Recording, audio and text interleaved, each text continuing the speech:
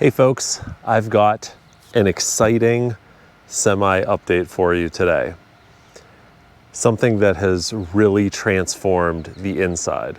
So if you guys have been following along, you've seen how we've been working on the interior. We got the garage area pretty much done. We got the drop ceiling in. We started to put the lights in. We got some of the tan fabric panels in. Well, today I'm going to show you the red, very 80s red carpet.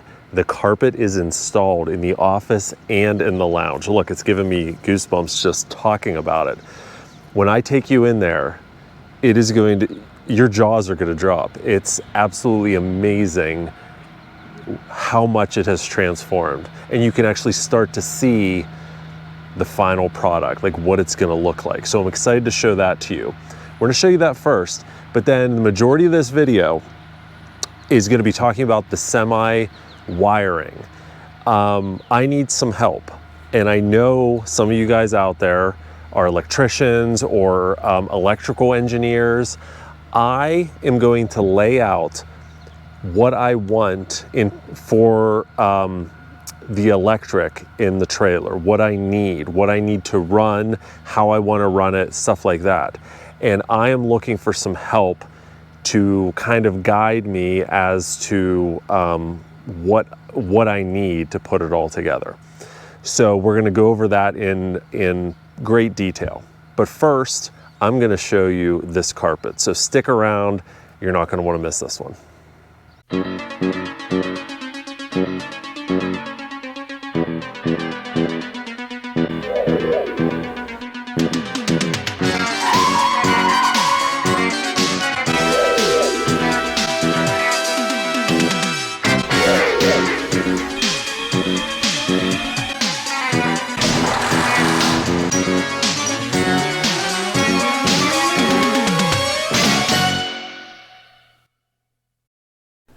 We still have a limited quantity of the official trailer tags still available. These tags were made from pieces of the actual semi. Once they're gone, they are gone. So head on over to knightriderhistorians.com and get yours today. Okay, are you guys ready? We'll do a slow walk over this way.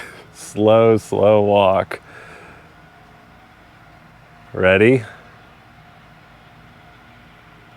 Look at this. Look. Just look. Just take it all in.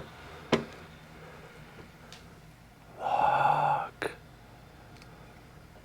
How amazing. It even smells new in here with the new carpet. All installed, freshly vacuumed, pad underneath. I mean, it feels like I'm on the set. It really does. Let me come back here. Look at that. So, I actually laid this carpet myself, and I'm quite proud of how it turned out. With special thanks to my mother, who has spent many hours laying carpet in the past. She came over and she showed me how to lay carpet. Turns out it's easier than I thought. So we got the right tools. We got the knee kicker, the carpet stretcher, all that stuff. And the office, she and I did the office together. And I mean, it's absolutely perfect, as you can see. So you got the wall there, and then I did the carpet down here all by myself, using what she taught me. So my mother is an excellent teacher, and I am a star pupil. You know, assuming it doesn't just roll up and fall out, but it won't. It's all secured, tack strips, the whole thing. So just super excited. And this color, you know, I struggled at first, like, what's the right red color? And I looked and I looked, and you guys know Kevin and Lucas. They're the ones that initially spotted it, sent me a picture, and I said, that's the carpet. Fortunately, it was the right size, and the rest is history. They picked it up for me. So special thanks to Kevin, Lucas, and my mom for making all of this possible. So you can just picture right here, this is where the wall unit's gonna go. Boomerang unit will be right there. Blinky light panel will be right here. Magazine rack will go right there. And the steps and the submarine door right there. So yeah, it's crazy. And because, you know, I wanted to get all this in, I haven't done any more of the lights, but probably by the time you're watching this video, I'll have the lights done, and you'll see that in a future video. But very, very happy with how this all turned out. So there is the carpet.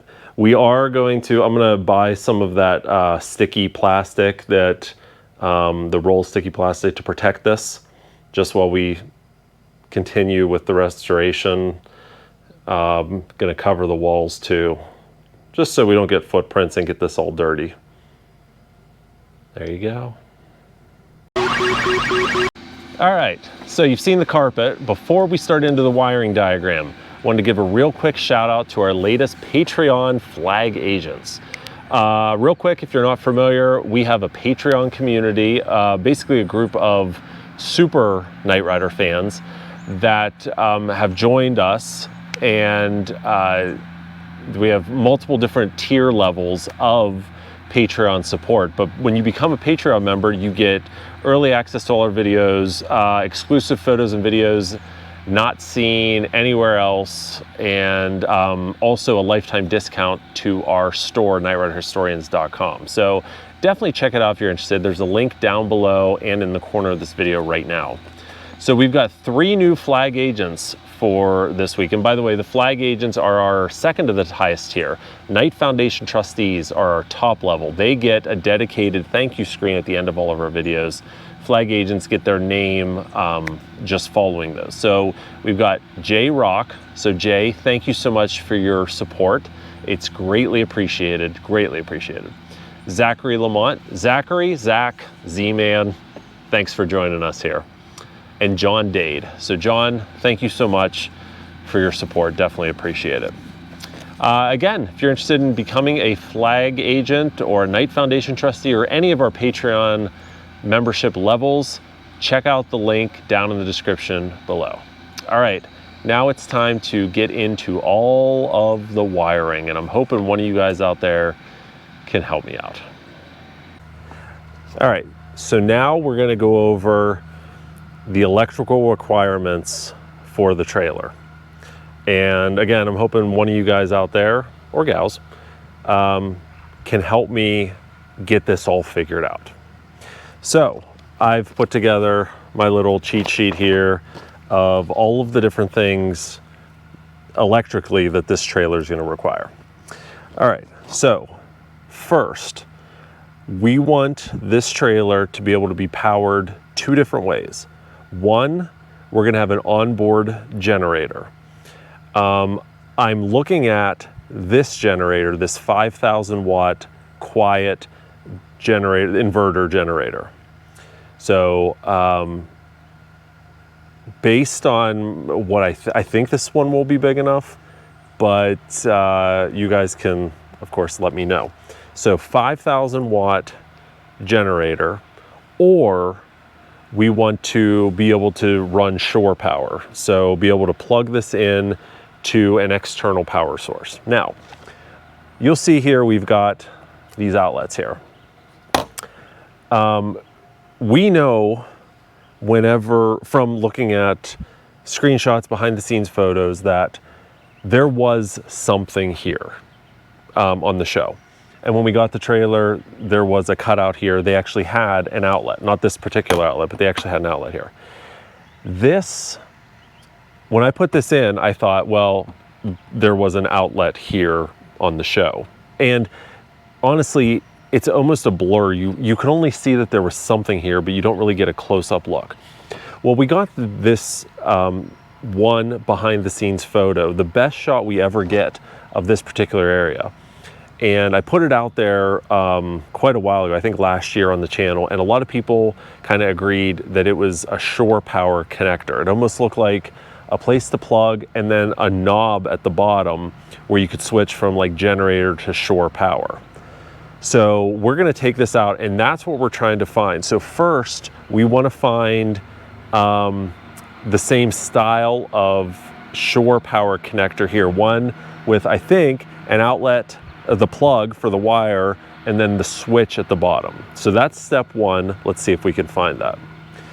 And then, so when we have that, so we're gonna have two possible power sources, shore power, generator. We need to know, the wiring to switch between shore power and generator, okay? So that'll be part of this whole wiring diagram. All right, so that's this corner. And by the way, the trailer obviously has the electrical connection for the tractor, and the tractor runs all of the basic trailer electric, like all the lights, you know, stuff like that. I don't think that we want to use the power from the tractor to power anything that I'm about to show you for the trailer. I think just the generator and the shore power will be okay. If one of you electrical engineers or wiring experts disagrees with me, let me know. I'm open to the idea, but I'm thinking, you know, when this trailer most of the time is going to be parked somewhere whenever have it all lit up. So it makes the most sense to just plug it in. We're not going to run it from the tractor's batteries while it's sitting. So that's the shore power. On the rare occasion when either we don't have a power hookup, or if we want to, you know, put the ramp down when we're driving down the road, that's when we would turn the generator on. So that's kind of my thinking of why we only need generator or shore power. Okay, so that's the first thing. Now let's start talking about all of the things that the generator or shore power are going to have to power. Okay, so first off, the winch, right? We have a Badland brand, it's from Harbor Freight, Badland 12,000 pound winch, and I'll put the specs down below. So obviously we're gonna need this to be powered. And if you can see here, right now, there's just these two cables and we connect it to a battery whenever we wanna put the ramp up and down. That's just temporary. So this is going to have to be wired in. So 12,000 pound winch here.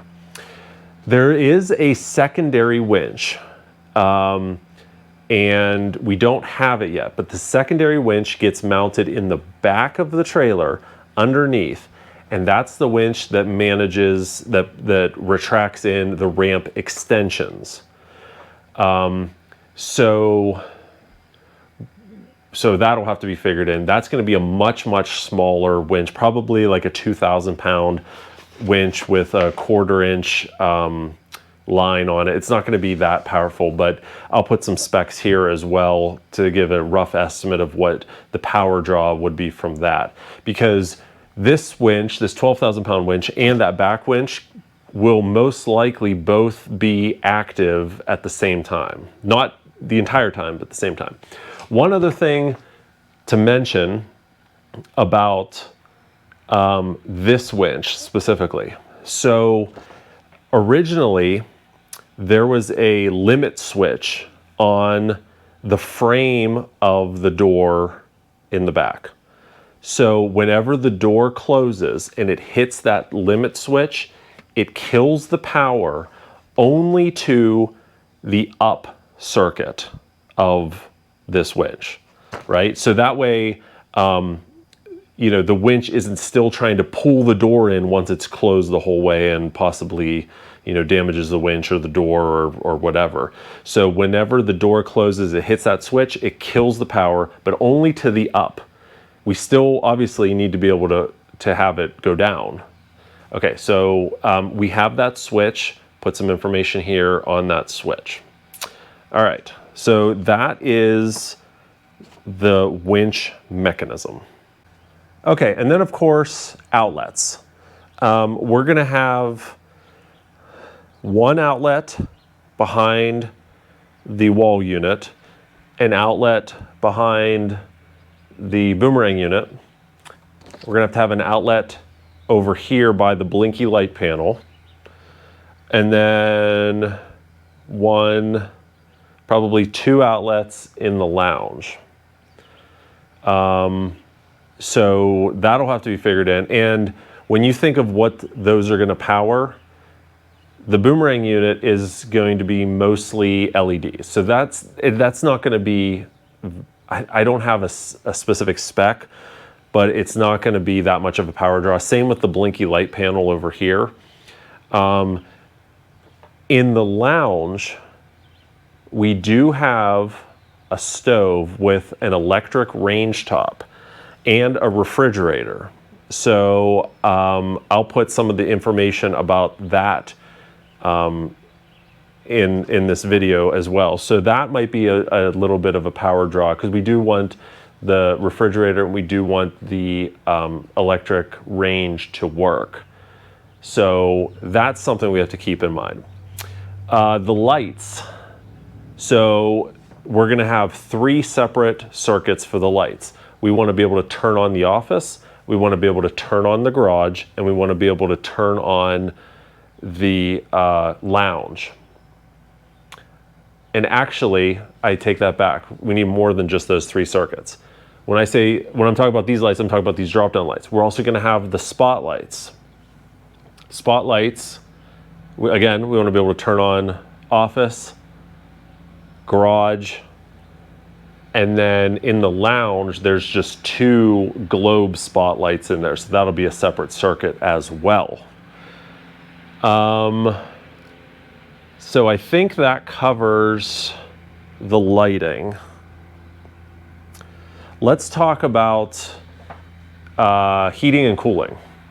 So heating and cooling, I'm not concerned really about heating. I'm more concerned about cooling, because most of the time this is going to be, when we're showing this, it's going to be in warm weather months. We want it to be cool in here, because it's a black trailer with a black roof. Yes, we've insulated the sides. We are going to insulate the roof, but we still want to have cooling in here. So what I'm going to do is I'm running ductwork across here with some vents that are going to come out through open spaces in this egg crate diffuser along the edge. So we're going to have a couple vents here, but I'm looking at like a portable air conditioner unit that can be mounted back in that utility area back behind the lounge. The ones I'm looking at based on the square footage here are about 12,000 BTU. So again, I'll put the specs here for as much as I know. I am not set on this particular unit or this particular size. So if one of you experts out there convinces me to go with something else, absolutely. My only requirement is that it's all hidden. We don't want to see the unit. We don't want to see the ductwork, any of that stuff. All right, so that's going to be the cooling. All right. So you guys might remember on the show, there was always a bank of 2 batteries that sat in this cradle we're in the very, very back of the trailer. So I'm assuming these batteries were in relation to the rear winch. We do want to put batteries back in here. But the question is, how do we hook them up? And that gets to another question. Do we run the winches? Do we wire up the winches to the batteries? The 2 batteries back here to the winch back here and another battery up front, and then just use the shore power or the generator to charge the batteries when they're running? That might have been what they did. I'm not sure, but I do know we definitely want 2 batteries back here. and I'd prefer them not to be for show. I'd like them to actually work. So that's something else to keep in mind. 2 batteries back here, how to wire them up, you know, all that fun stuff. So we're gonna include that as well. All right, let's talk about the door popper. So right now, whenever we release the tension on the cables, put the ramp down, someone inside has to actually push on the ramp a little bit to get it to start to lean before gravity takes over, and then the winches will, the release of the winch cable will lower the ramp. On the show, they actually had a popper that was welded to the frame at the top. And the popper, I don't know if it was hydraulically activated or pneumatic, but what I want to use most likely is some sort of an electric solenoid, a rod that'll push on the door with enough force to just get it started enough so then the winch can take over.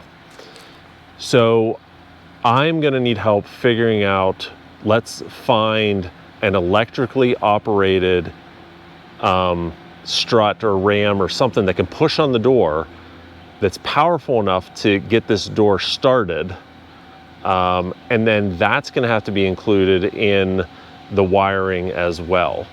One thing I did not mention, so controls. So obviously we're going to have light switches. We're going to need light switches, right? The winch in the front is actually operated via remote control. So once power's hooked up, it can be open and closed with remote control, so that's perfect. We're gonna do the same thing with the one back here. So we'll have these both on remotes. We don't necessarily need a switch anywhere, but actually, I think maybe we do want to switch. So on the show, there was always a box that was down here with a little padlock.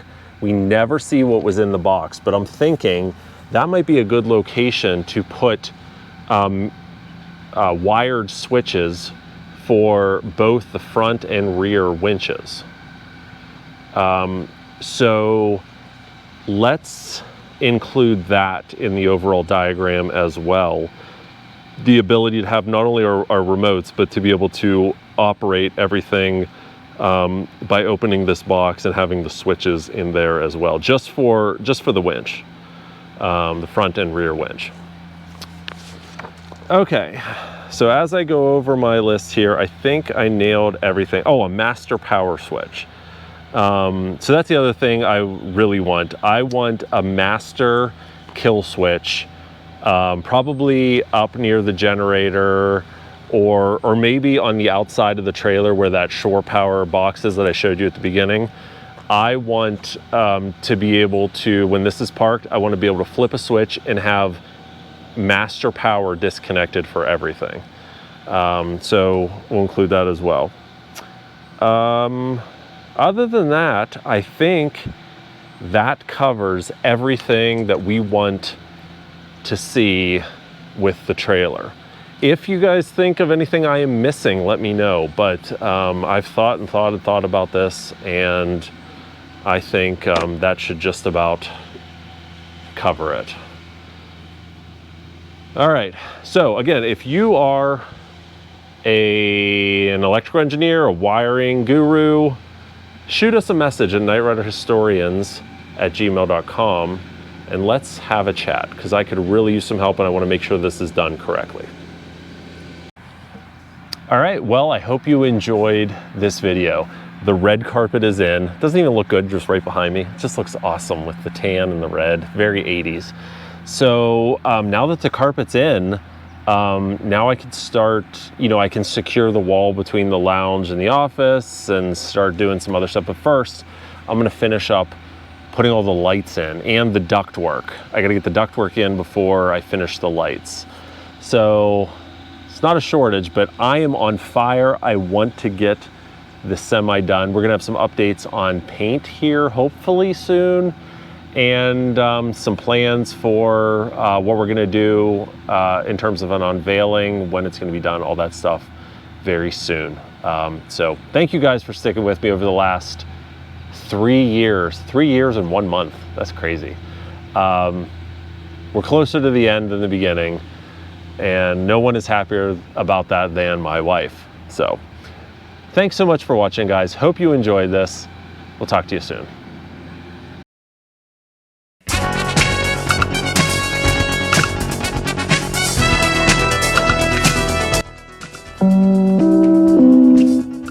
Hello friends, it's me, KITT. When I'm not out fighting crime, I like to follow my friends at knightriderhistorians.com.